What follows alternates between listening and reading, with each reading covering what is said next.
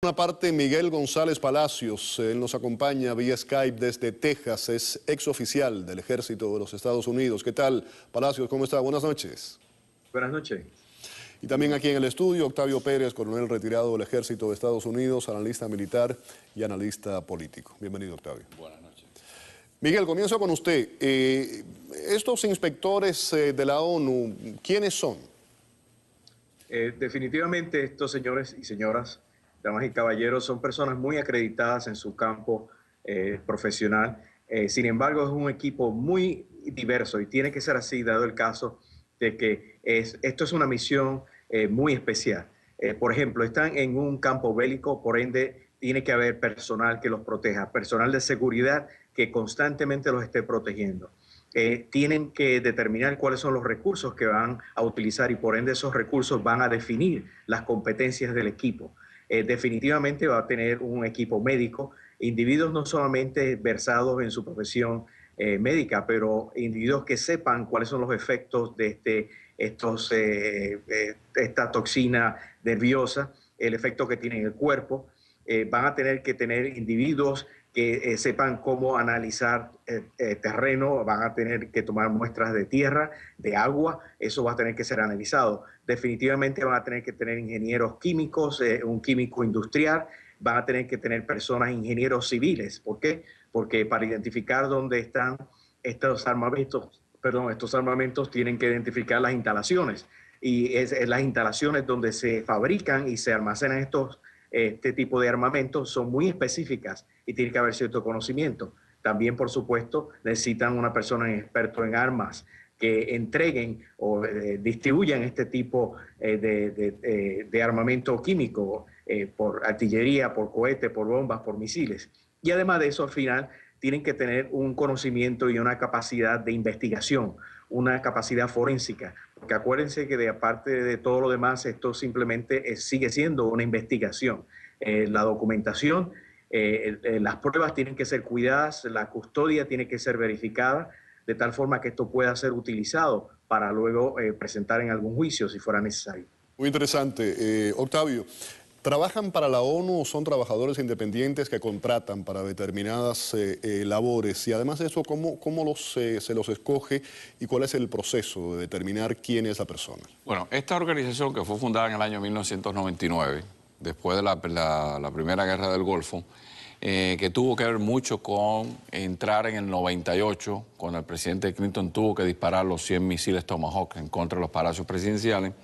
Es una organización del cual Hans Blix, el conocido Hans Blix, y este mismo líder, Eike Selson, era parte del grupo que entró en el año 98-99 y luego en el 2002 en Irak. O sea que estamos hablando, como decía Miguel, de individuos que pueden ser profesores universitarios, pueden ser lo que te preguntaba, no trabajan necesariamente para la ONU, son trabajadores independientes. Están captados para ese equipo, es como una nominación, digamos, congresional, como cuando tú estás nominado para un trabajo especial, sí estás en ese, como federalizado, como el equivalente a estar federalizado. Tienes una serie de aptitudes. Ahora, ¿cómo se escoge la persona? ¿Cómo es el proceso? Bueno, primero, hay 3 parámetros que está en la Carta de Constitución, porque tomó una resolución de la ONU para crear este grupo.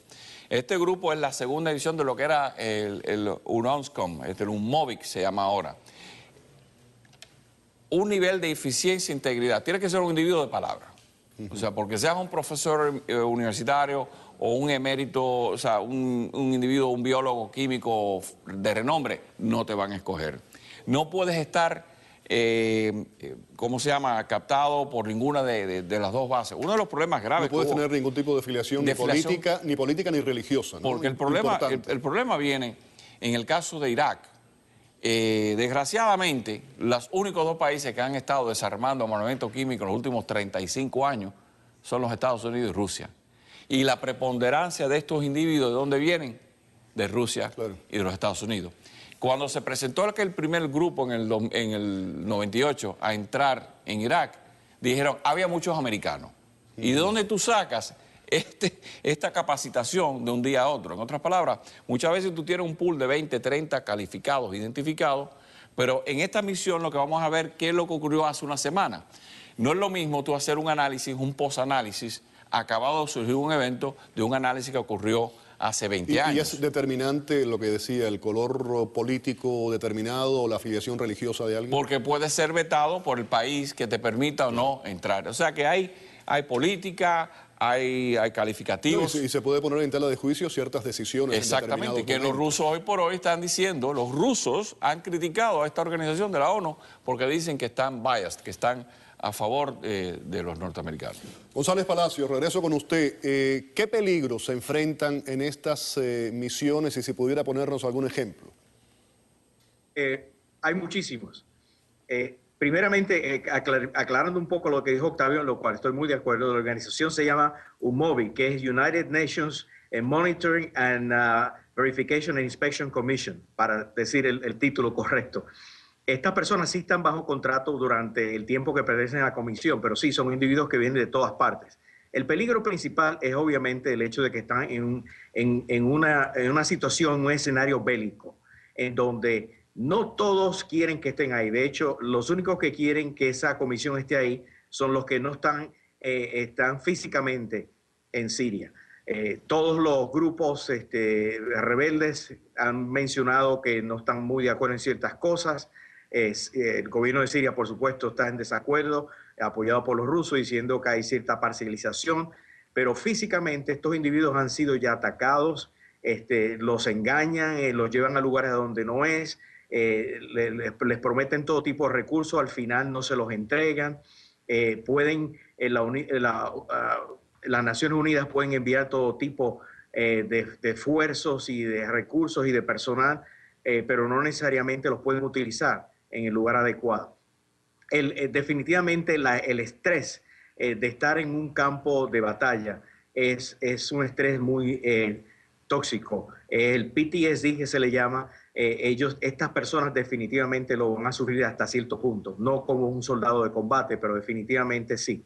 Acuérdense que estas personas son profesionales, pero no están capacitados para estar en este tipo de circunstancias. Y eso tiene un efecto a corto o a largo metraje, y hay que entenderlo. Usted mencionaba anteriormente, dijo hombres y mujeres, lo cual indica que hay mujeres y hombres por igual. Yo supongo, y no estoy notificado en una forma concreta, pero hay muchísimas señoras, damas profesionales en su campo que pueden hacer este tipo de inspección en una forma muy, muy capacitada. Claro, si me permite que lo interrumpa un segundo, ya que estamos hablando del tema, regresan a Siria los inspectores y tenemos un informe para ilustrar más este tema. Inspectores de las Naciones Unidas regresaron ayer a Siria para continuar su investigación sobre el posible uso de armas químicas en el conflicto de ese país. Los inspectores ya han determinado que el gas sarín fue utilizado en un ataque en las afueras de Damasco el 21 de agosto, en el que murieron cientos de personas. Ahora planean visitar 3 sitios adicionales donde se sospecha que se llevaron a cabo ataques químicos de menor escala a principios de este año. Esto es cerca de Alepo, en Homs y en inmediaciones de Damasco. El gobierno sirio y los rebeldes se acusan mutuamente de llevar a cabo los ataques. Los inspectores determinarán si se utilizaron armas químicas, pero no atribuirán culpas ni responsabilidades. Bueno, eso es un poco lo que decía el informe ya anteriormente, ¿no? El informe determina que sí, que hubo uso de armas químicas, lo que nunca se dijo quién las había utilizado. Claro, y para ampliar esto, son 14 lugares total, que dependiendo del tiempo que ellos van a ir, o sea, ya se ha corroborado los 3 primeros y esto es para verificar. Y esto es más bien a exigencia de los rusos que dicen que también los rebeldes usaron estas armas. Pero la realidad es que estos individuos están yendo a áreas, como decía Miguel, que no hay control. Primero, el que te está auspiciando, el que te está llevando, no te quiere allí. Y en camino de llegar allí tampoco te quiere. Claro, claro. Y uno de los problemas que mencionaba... Un terreno hostil totalmente. Y imagínate esto, de los que están capacitados como exmilitares, que tienen conocimiento técnico del armamento, que pueden ver el residuo de una ojiva de un obús, que pueden ver un residuo de un cohete, eso no pasan tanto. Claro, hablábamos de químicos, militares, hay un jefe de grupo, ¿cómo se organiza? Siempre hay, en este caso, Erik Sellström, que es el sueco, es el que está a cargo de este grupo. Es el individuo de mayor liderazgo porque él ha estado en estas comisiones anteriormente. Entonces se seleccionan, dependiendo de las necesidades, A veces hace falta un individuo que tenga conocimiento de explosivos, explosive ordnance. ¿Por qué? Porque en el área donde vayan a ver eso puede que haya muchos otros explosivos que pueden ser detonados.